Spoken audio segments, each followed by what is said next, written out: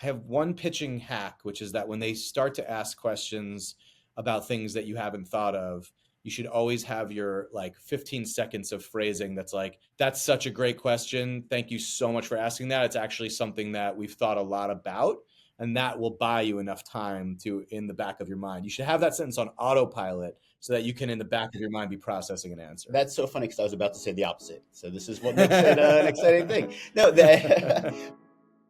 Welcome to Third and Fairfax, the official podcast of the Writers Guild of America West. I'm your host, Brian Gary. In this episode, Myles Warden speaks with St. Denis Medical creators Eric Ledgin and Justin Spitzer about keeping the workplace comedy mockumentary format fresh, the creative challenges of writing for network primetime TV, staffing their writer's room, and much more. Listen and subscribe to Third and Fairfax on Spotify, Apple, or Libsyn, and watch us on the Writers Guild of America West's YouTube channel. And now, here's Myles in conversation with Eric and Justin. Alrighty, everybody. Hello and welcome to Third and Fairfax. I'm your host for today, Myles Warden. This is the podcast for the Writers Guild of America West. I'm blessed to be here with Eric Ledgin and Justin Spitzer, showrunner, creators of St. Denis Medical. You may also know them from amazing shows like American Auto, Superstore, so many more. Thank you guys so much for joining us here today. Thank you. Thank you for having us. Apologies in advance. I'm a huge fan, so if I nerd out, you just let me know and I'll slow down. But otherwise, let's get into this thing. Have some fun. That's good. So first question, obviously St. Denis Medical is a hilarious show about an understaffed, underfunded hospital with a huge, great ensemble cast. What was the inspiration for the show? And having made so many great shows, particularly about like fun workplaces, which also tend to discuss like the issues at these workplaces and give some little behind the scenes on the human experience of people who work at these places. How do you decide which workplaces to take on, and like what was the inspiration for this workplace in particular? Well, yeah, I can do the first part. Yeah, I can speak to the inspiration for this one, which is just that it was kind of you're hitting on some of it even in your question of just like what is the most interesting, fascinating workplace I could think of. I guess it would be like following my own curiosity. I had experiences in hospitals, and they were all these like huge, very vivid memories in my life. A lot of them were funny in dark ways or weird ways or whatever. But the thing that always strikes me about it is the people who are working there in these like life and death environments, but still have to go about their day, and they get used to it like you get used to any job. And I just found myself very interested in people who worked in healthcare and getting to know how it impacted them, what their actual day-to-day was like to the minute. I just found myself very curious about. And the more questions I asked, the more contradictions I was hearing and the more surprises I was hearing about what it was actually like on the ground, so to speak, in an emergency department. Yeah. And jumping to, what makes for good workplace shows in general, or what, I look for. I think it's a couple things. It's more than just like what the job is. People will always, not that I take suggestions for whatever my next show will be, but people are always like, you should do a show about a 7-Eleven, or you should, just any workplace. And it's really not what it is. Superstore, it was about retail, but it was I would say on a greater scale about, people at the working class, lower socioeconomic. American Auto, kind of about the auto industry, but really I just said it's just supposed to be a corporate comedy, and that's the white collar. I think St. Denis is about medicine and doctors. That's not about a socioeconomic level. But I think you just look for like something with wider themes, and also that's not too niche. You want something that gives you lots of opportunities for stories. So not like that hyper specific little industry that would have like one really, really interesting pilot episode or something, and then after that you're just repeating yourself. So I think those are all qualities. And I think this is just about any workplace show, but an environment where different people can come together with different values, different backgrounds. That creates conflict, which creates comedy. That's a great answer. And that leads me into another question. You mentioned it a little bit before in that answer, but you guys do such a good job at talking about not just the workplace, but the experiences of these people and the type of people who work at these places. How do you balance what you focus on, whether it be like the funny chaos that ensues at the workplace, and then you also always have great heartfelt moments and things that show great character arcs and things of that nature? So how do you find the perfect balance between the fun chaos that is ensuing at the workplace and like getting to know these people behind their job? Yeah, it's interesting. I think like one thing that I started working for Justin on Superstore and then on American Auto. And one thing that I always really aligned with and admired about the way he did things was that it never felt like, okay, now we're gonna have like a very special moment and we're gonna all like see what the characters learned and how they are growing and all that stuff. It wasn't spoon feeding something that therefore had less of an impact. It was doing things in a bit of a smarter way. And on this show, like it's I don't think tonally the same as either of Justin's last shows, but it I feel like I'm trying to balance that lesson while also paying tribute to the fact that these are hospitals, life and death and transformation of expectations. It's all happening at any given moment within the walls of the building. So I think that to not have moments that felt like they were heart wrenching or filled with relief or joy or love or forgiveness, it would be kind of false to the specific stories that we're telling. And so I think then it just becomes a question of like, how do you not let that take over and sort of pull focus from the main purpose of the show, which is to entertain and make people laugh. I think that's one of those, like, you kind of just have to go by feeling and know that like, okay, this feels like it's out of balance. It feels not enough, or it feels too much, and you just sort of balance as you go. Yeah, I think you don't want to do too much where it feels like formulaic, like, oh, here's the sweet moment and stuff. If you want those moments to hit, they should be unexpected, which means maybe it's a sweet, heartfelt moment that comes out of the blue or in an unexpected way, or having an episode that's like a downer sometimes or not heartfelt, so that and some people disagree with that. Like some people like the shows where like every episode has that super sweet ending, and that's fine. I think it's all subjective, but I think that that's sort of what we look for. You guys aren't afraid to go super out there with the comedy and show like the real insane things that do happen in the hospital, but you also show those great heartfelt moments. So that's one of my favorite things about the show. Another one of my favorite things about the show is you guys have an amazing ensemble cast, and you always do. So how do these casts usually come to be? Are you finding yourself writing for actors like in mind when you're writing? Do you think, okay, I'm going to try to cast Wendy as Joyce or David Allen Greer as Ron and things of that nature, or do you just cast the net far and wide and see what happens? I sometimes I'll have like a prototype in mind, but like one I won't even often discuss with anyone. Like it'll, when it's a character that's just an idea, it'll help me be a little more specific early on. But you have to also be flexible to change it based on, what works best for the show, or just who knows who's available and who wants to do it. So you try to stay open. Have as few limiting characteristics as possible. The minute you come up with even a gender for the character, you're already like starting to describe it. And you have to be willing to be like, well, maybe I'm going to go another way. Hopefully you can try to like stay vague when it comes to race or disability or whatever, and keep those decisions. You want your show, your pitch to be specific, but you also want to be flexible enough to be able to follow, the cast that you get and what works best for the show. Yeah, I think for me, it's like I need to have, with most characters, I need to have someone that I can picture. Sometimes that person is someone from real life that the character is somewhat based on, or a piece of them is based on it.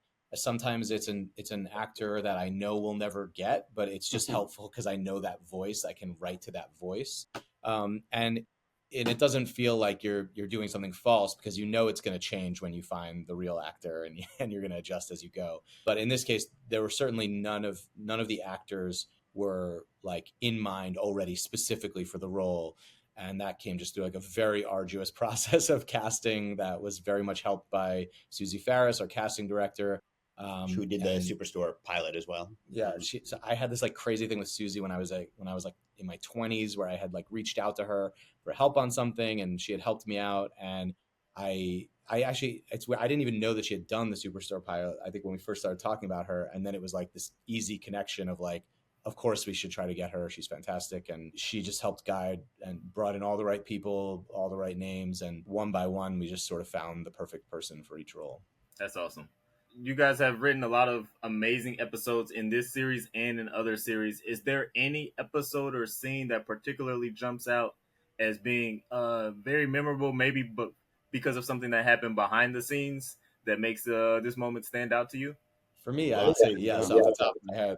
There's the scene in the pilot where the scene where Alex's car has broken down, and then the husband of the patient that she saved comes to approach her and ends up giving her this hug and just thanking her, was to me always like, to me, this is the show. This is sort of like, even though it's a comedy, this is sort of what's anchoring it. And it's a redeeming moment without the character actually getting anything that she wanted.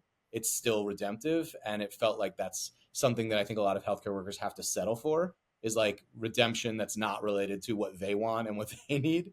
And so, in shooting it, it was like a lot of factors at play, like an actor who's got to deliver this like really emotional moment, and that's kind of their only role in the show. And so he's like really keyed into this one behavior. It's the end of the night after like a long week of shooting. It was the pilot, so there was a lot of like asking the director Ruben to like do things different ways because we were playing around trying to find it. So tensions were kind of high. So it was one of those things where it was like, I was so scared that I was like, are we going to lose this moment that's so important to me?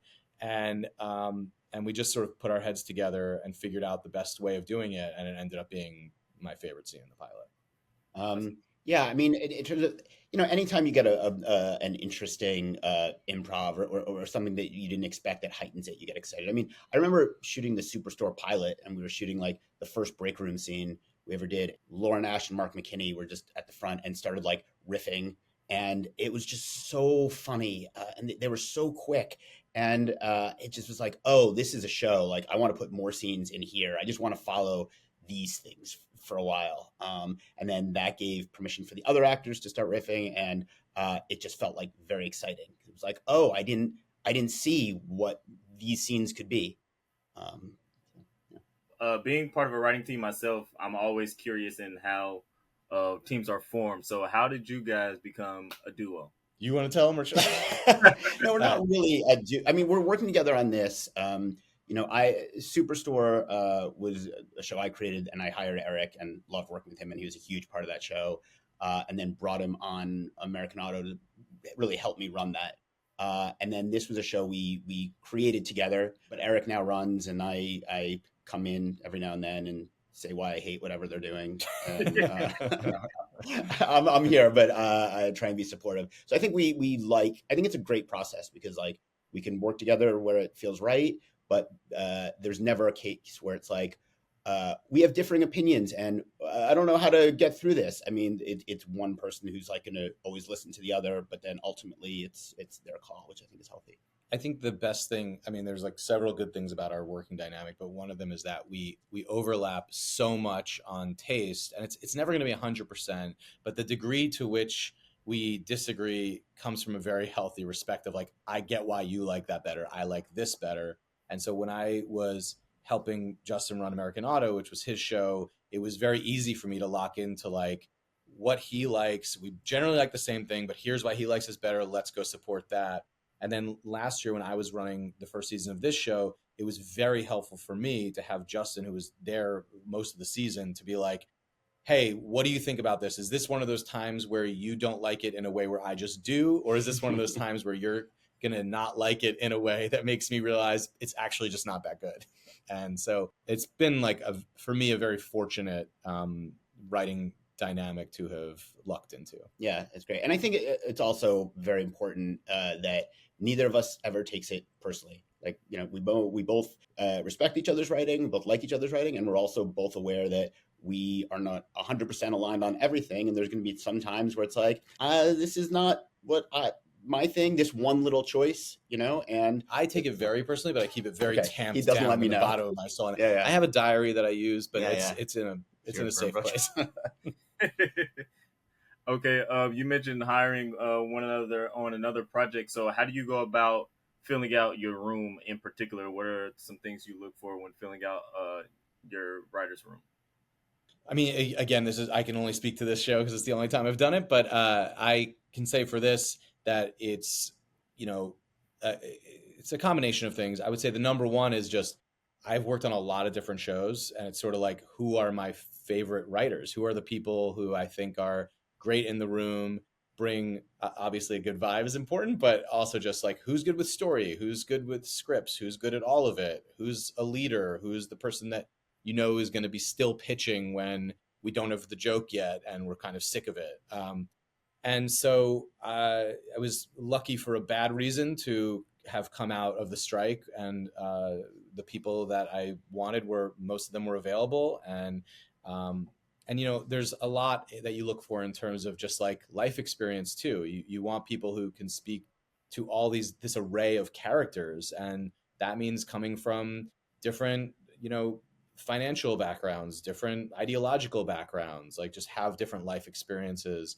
It's like we talk a lot about diversity, but it's like diversity of diversity, like so many different variables to try to put together. And then on top of that, it's like coming up with different levels of people, and people that are going to learn from the process of the show, people who don't need to learn that much because they're already upper level. There's so many things to consider.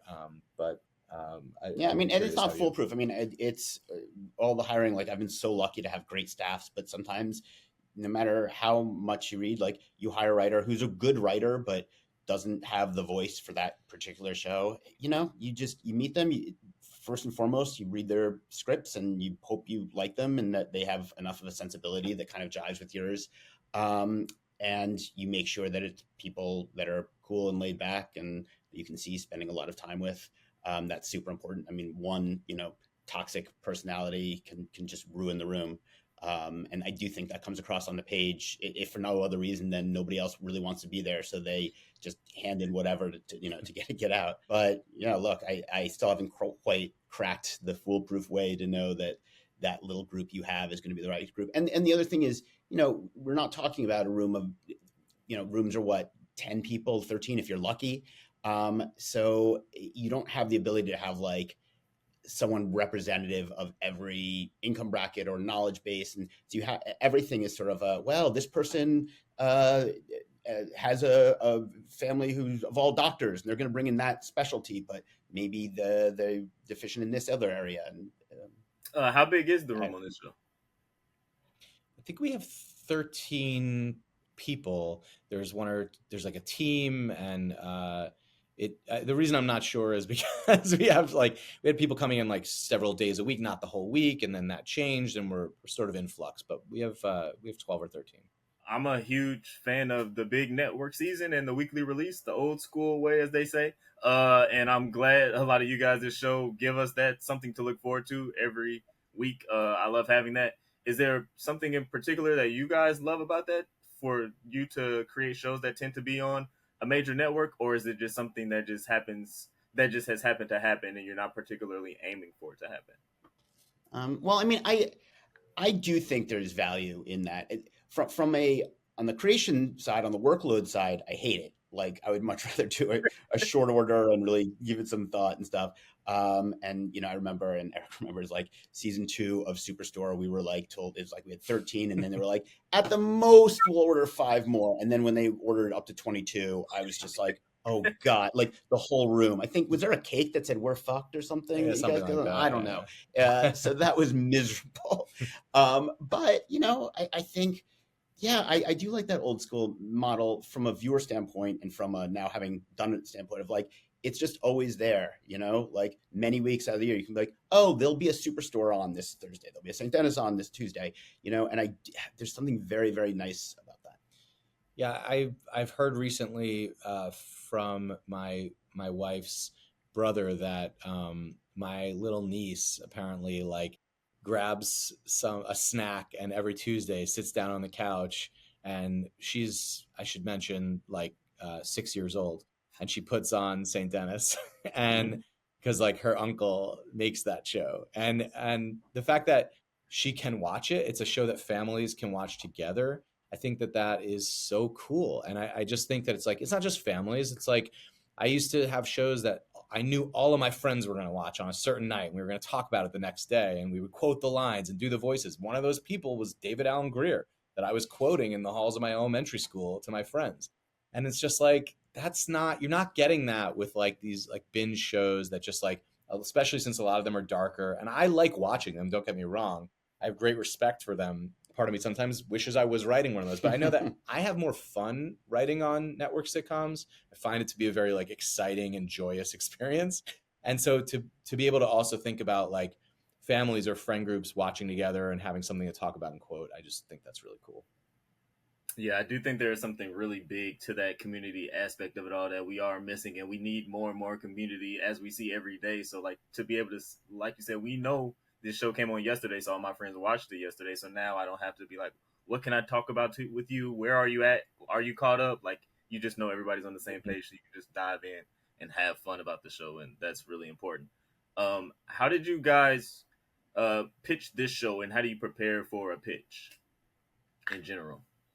I mean, yeah, we like in terms of preparation, I wish it was less formulaic and boring than this, but it really is to me like there are just the basics of like you want to start with like something personal or an anecdote, and then like you want to, I guess in terms of like really preparing and making sure that we were ready for this pitch, and I would imagine this is the way Justin does things, the way I do things when it's just me, is just making sure that the characters, none of them feel half baked. They all feel fully thought through and inhabited. You could answer questions. If someone asked you, how would this character respond to this? You'd be able to answer that because they're going to ask questions like that are more than what you have on the page.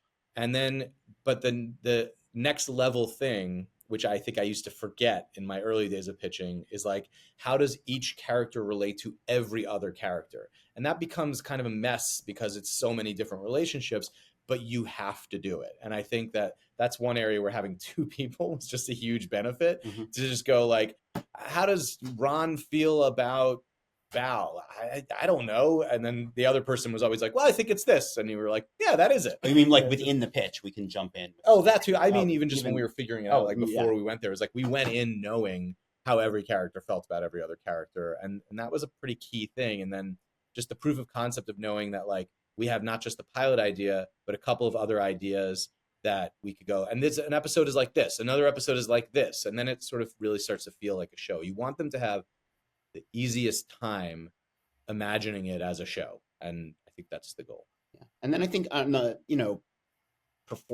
not that it's a performance, but from the aspect of the presentation itself, I think I've seen some pitches where it's almost like I got to go in and get this over with and hope they buy it. And it's like, I think, going in and having fun with it, like remembering your audience. It's the same with when you write a script as with a pitch. It's like, is this entertaining too? And not just like, I've got to get out the character information so you can write it down so you can make the decision. You want to get it to a point where you're excited. Like you feel legitimately like what I have is so good. I can't wait to tell it to you. And, and you have fun with the pitching of it. And, in terms of my wife's a writer too, and when she goes out with the pitch, she memorizes it word for word, like it's a script, which to me is always crazy. I mean, it works for her, and she's like a natural born actress, but for me, it's like I'll have the pages. I'm not going to pretend I'm not looking at them, but I'm kind of like paraphrasing and just remembering like they want something good. Like it's not like a dissertation where you're having to defend a thesis. Like they're on your side. They want to laugh. And they want to love what you have, and just having fun with that.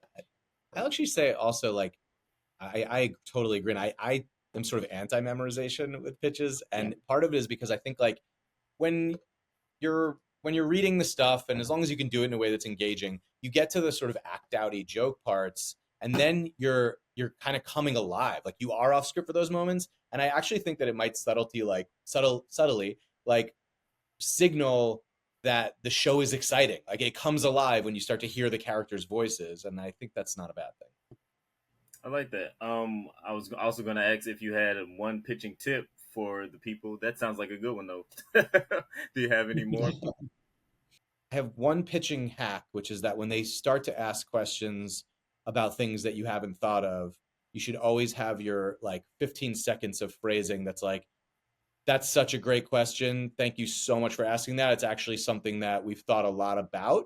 and that will buy you enough time to, in the back of your mind, you should have that sentence on autopilot so that you can, in the back of your mind, be processing an answer. That's so funny because I was about to say the opposite. So this is what makes it an exciting thing. No, and it's funny. I was just hearing I was on some other podcast about legal stuff, lawyers, and like, as lawyers, sometimes you have to be willing to tell the judge, like, I don't know, and I think that's okay too. Like, if you can come up with an answer, great, but if you get a question, rather than give a bad response, you can say, like, that's really interesting. That's something I should think about. It shouldn't be something that's like a fundamental flaw in the series. At that point, just come up with something.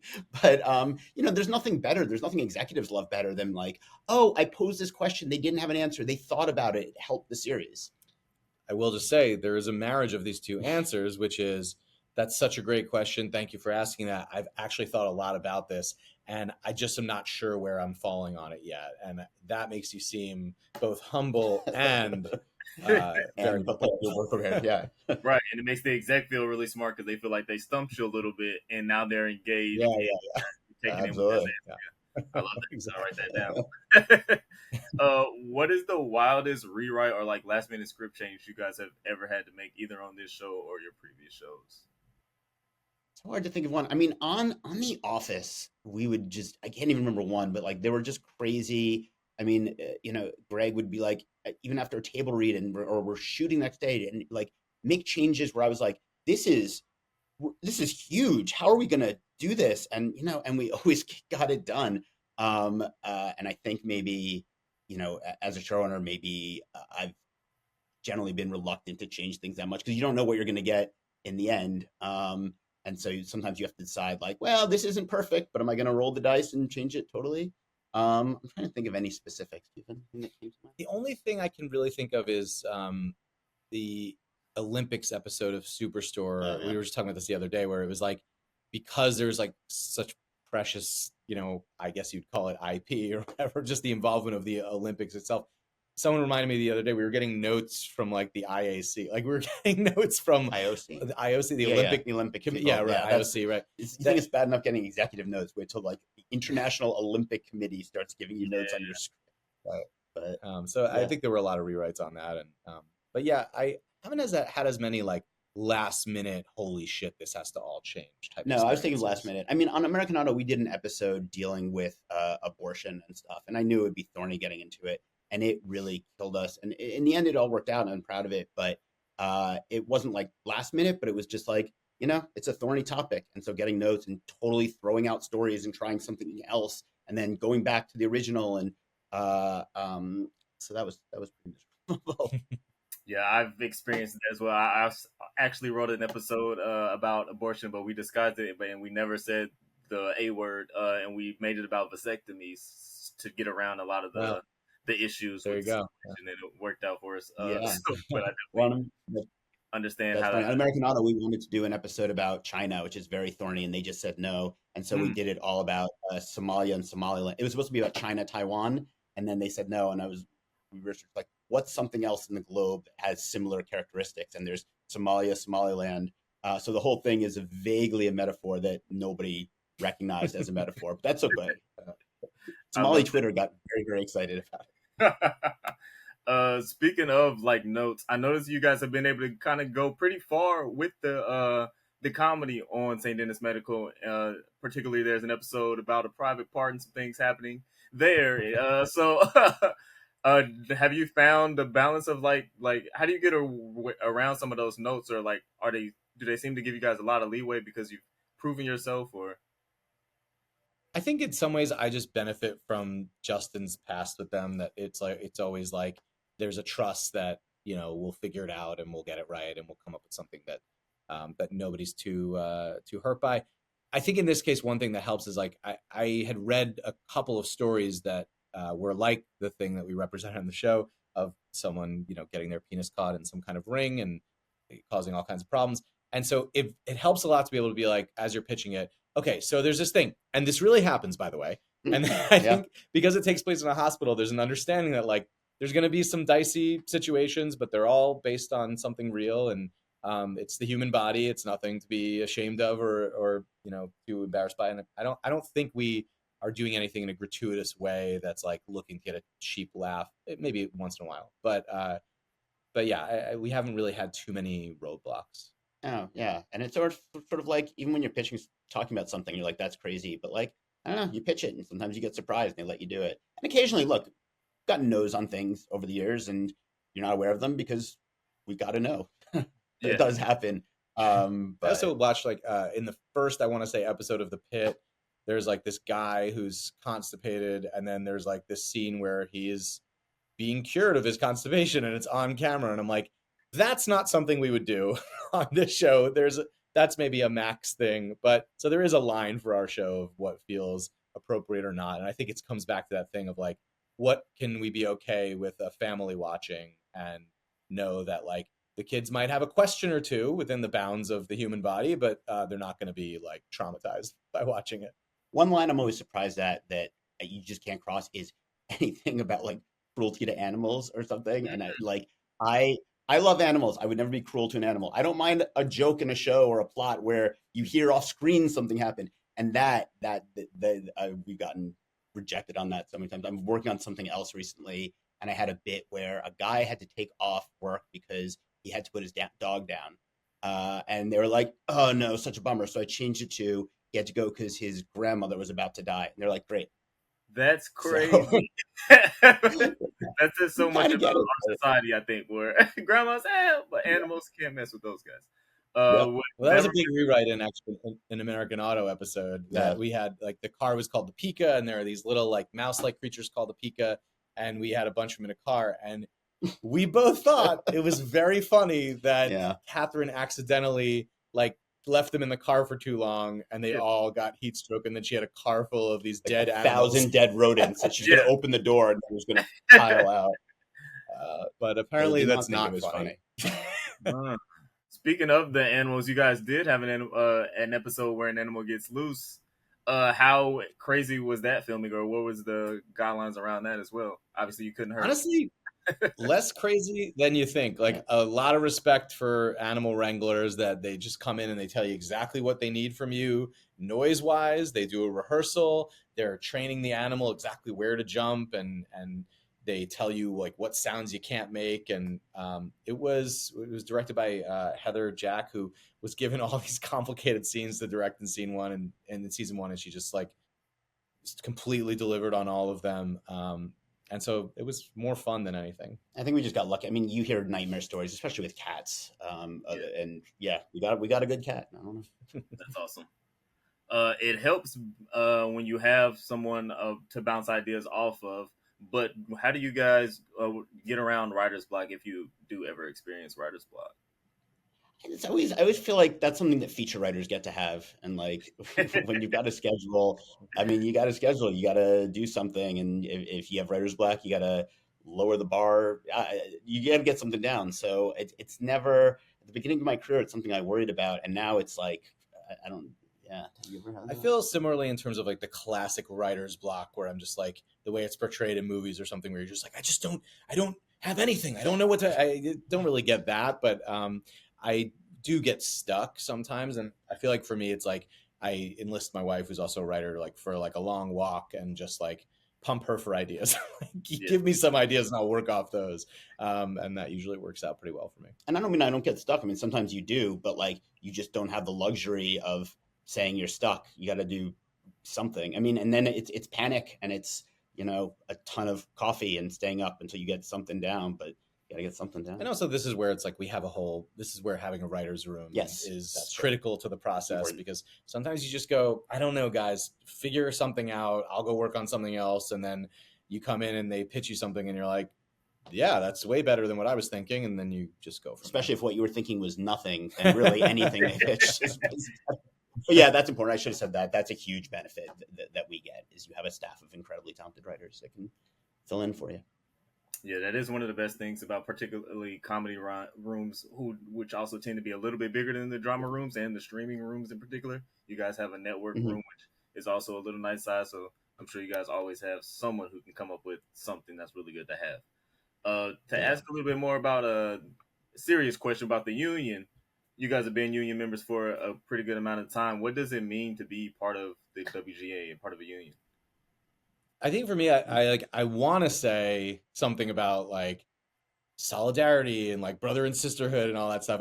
I'm not sure how much that moves the needle for me as much as, but there are some really, really key things that do. Like, you take a risk when you go like move to this city and you try to do this creative thing, and then you have to like take more risks to try to double down on yourself and get one of these jobs. And to know that there is, without having to make it to the top, you just have to get in the unions, get a union job, to know that that sets you up for some stability in your life, to know that I'm going to have health care, to know that I'm going to have a pension when I get to the point where I'm too old to write in any room because I'm not relevant anymore.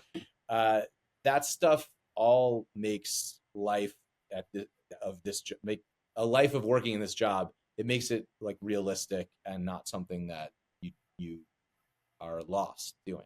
So I think it's like so critical what the union has set up for us in terms of just like giving us those perks that every typical job has that you don't get as a freelancer.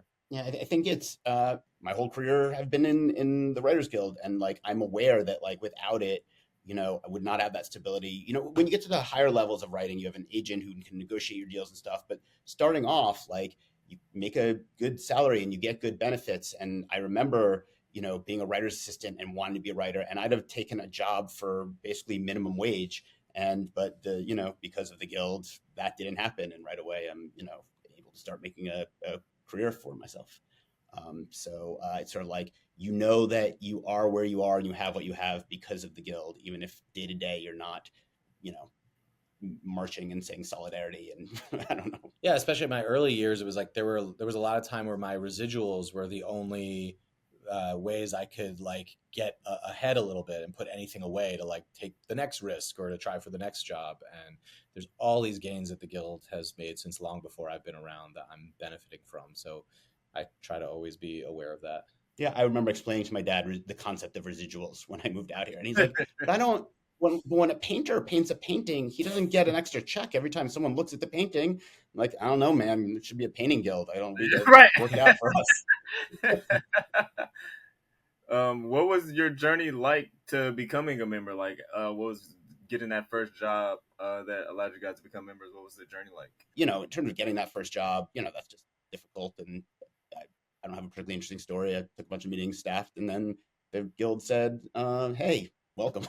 I had a trickier time, Yeah. but I was like, I was just working part-time jobs in my 20s and trying to make my own stuff, make videos, get a manager. I got a writer's assistant job. I tried really hard to submit stuff for that show. I got a bunch of stuff on, but I wasn't being hired as a writer, which is fair enough. And then I got a job as a writer, but it was a non-union show for this network called Current TV that doesn't exist anymore, largely for good reason.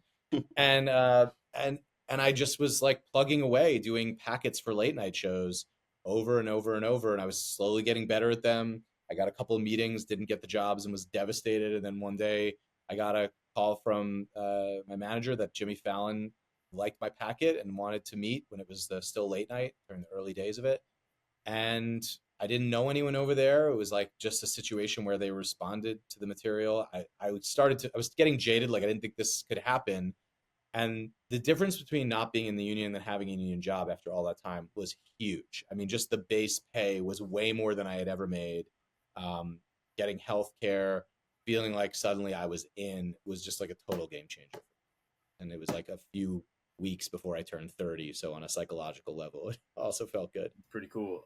So you mentioned earlier that you watched some darker shows, but you have never written in one. Is there one script in particular or one show that you wish you had written or you wish you could write? I mean, yeah, anything that's made a lot of money, I guess. But I mean, on a creative level, I don't know. I mean, like, Severance blows me away. I it's just a show. I mean, yeah, Succession is probably my favorite. So those are two. Yeah, I think like Succession and Breaking Bad in terms of TV stick out as like I would have loved to have been in those rooms to just see how they do it, like how that sausage is made, and take what I can from them. Yeah, there's some shows that are like, oh, that's a good show. I could see written that. And then there's certain shows that are like, that's at a level I can't even wrap my head around. I feel like, yeah, Succession, Breaking Bad, The Wire. I don't know. Were those shows some of your inspirations, or just like they inspired you as writers, even though you don't write those tones coming up, or what were your particular like comedic inspirations when you I guys mean, write? Succession had a lot of comedy, and I would think about Succession a lot while I was working on American Auto, and like how it looked. I mean, they had money like we couldn't even imagine in terms of being able to shoot stuff. But I would think about that. Veep, I thought of a lot. I mean, that's such a sharp comedy, and you like them even though they're unlikable. So I think those inspired I feel like definitely like the Office, and especially the British Office, I would say, but both like me. were really like word when they forms Formative. you formative formative shows for me in terms of like becoming an adult and realizing what type of humor I liked the most. And but I think like in terms of going back to like roots of what really made me laugh growing up, like I just think about like my era, my meaning like as a viewer that was 12 years old, of SNL and In Living Color, and then shows like Golden Girls where it was just like these really clear characters that you knew what type of joke you were getting, but it still surprised you and made you laugh every time. Like I just think those majorly comedic character driven comedies of old are still having lasting effects, I think. I know you guys work with David Allen Guerrero on this show, so how crazy is that for him to be part of the show that inspired you as a youth to now be working alongside of him? And is this the only time something like that has happened where it's like, oh, this person like is one of the first things I remember watching and loving and laughing growing up, and now like I'm giving them notes or like to working right alongside of them. It's fucking wild. It really is. Like it's crazy because he was like such a huge comedy icon to me growing up, and since then too. Like the stuff he's done, the variety of stuff he's done is incredible. I mean, watch Jumanji. He's the comic relief in a movie that stars Robin Williams, which is crazy. And it is funny that sometimes I have to be like, can you do this less funny? Yeah, Because it's like the character is more of like a grounded curmudgeon, and he's inhabited it so beautifully. But and in terms of like other times, the main thing I think of is Billy Crystal was in the writers' room on a show called The Comedians that I worked on, and I grew up on like City Slickers is still one of my favorite movies of all time. Like Forget Paris, When Harry Met Sally, all those movies that I did in that era. It was like really intense to be like I am sitting and having shared snacks with someone that I looked up to so much as a kid and is still to this day hilarious. And he's an easy laugh. He's a good guy. It was like, it was very surreal, and a great memory. Yeah, those moments are cool. Yeah, there's been a few. I mean, well, when I joined The Office, I mean, Steve Carell had just become like Steve Carell. But like every time I would talk to him, oh my God, I'm talking to Steve Carell. And I was on Mulaney with Martin Short. Like, first show I was ever on had Tom Poston as a small part. Who like, I mean, he was more before me, but still, like, it's just like old school legends. And it's like, how are we in a situation where you are listening to me right now? This is weird. that is one of the most fun parts about this job. It does feel like you are living a dream sometimes. So are you guys living your dream? Like, is this what childhood you would have foresaw, or did like writing come like randomly? I never foresaw it. I mean, I am though. I do feel like I'm so happy. I'm always lucky. People are like, "Well, you don't realize when you're lucky." Every day, I'm like, "I am so lucky to be doing this. To have had any success with this." So I never. It's not like I grew up thinking I'd be a writer, but I'm thrilled. I'll be honest and say that I need to be better about remembering it every day. I can't say I remember it every day. There's a lot of days where I'm just like, I'm stressed. I have a lot to do. I have 3 kids. That's a whole thing. Well, you're in the middle of running the show. When I was running a show, I never felt lucky. It's only now. Oh But, yeah, yeah. all right. There's a paradise to look Yes, forward there to. is. Um, yeah, but look, I think working on the lot really helps. There's a lot of days that you come through and it's like you see a bunch of people in weird Roman costumes or something coming out of one stage, and it feels like you're in a movie about making movies, because it's like so on the nose, and there's like a tram that goes by talking about the show that we're writing in the writers' room, and we can't hear each other because of the tram talking about the show. That feels so surreal and so cool. Like it is in a lot of ways a dream come true, and I think I could probably do better at it right now. That's awesome. I mean, do you guys have anything else you want to include, or? Wow. No, this was comprehensive. I don't know. This is my first podcast. Oh, this is fun. I think you did great. Did I do good? Did I do good? Okay, thank you. Amazing. Absolute fabulous time. You guys answered every question I had. You guys seem to have so much fun, which is the biggest joy of working on a comedy. I think is it should be fun making it. You guys seem to be fun, and like you said, that does come across on screen, and the audience receives that love and joy. So, thank you guys so much, man. There's nothing I enjoy more than talking to other writers, and I can imagine an audience of writers rolling their eyes at half the shit I said and like talking a lot of shit about us. And I just want to say I respect that. That's what I would be doing too, listening to a podcast about you. Yeah. And this is part of what makes us writers. And or whatever. Yeah. The circle of podcast life. We all, you're on the podcast, so you roll your eyes at the podcast. That's just how it goes. It's an honor to be part of the cycle, honestly. Well, thank you guys so much for being a part of the podcast. I appreciate you guys. Thank you, Myles. Thanks for listening to this episode of Third and Fairfax. You can listen and subscribe to Third and Fairfax on Spotify, Apple, and Libsyn, and watch us on the Writers Guild of America West's YouTube channel. If you like this episode or have a comment, email us at podcast@wga.org. Also check out writtenby.com, the Guild's online publication, for more on writer craft, career, and union life. And see you next time.